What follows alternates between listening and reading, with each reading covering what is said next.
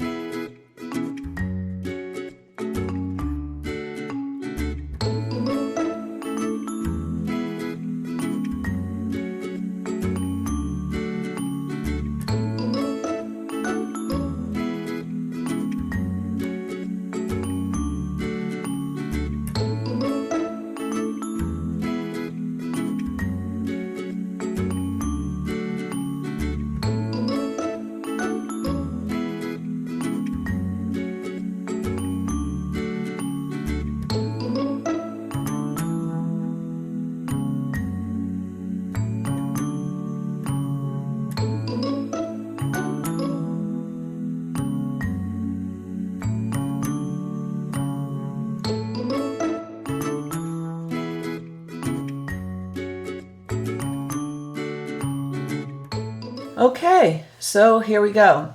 It took me about 17 minutes to ink this, and if I feel like I have some imperfections, we'll go and I'll show you a way to just kind of scratch off some of the imperfections before you go in to scan it.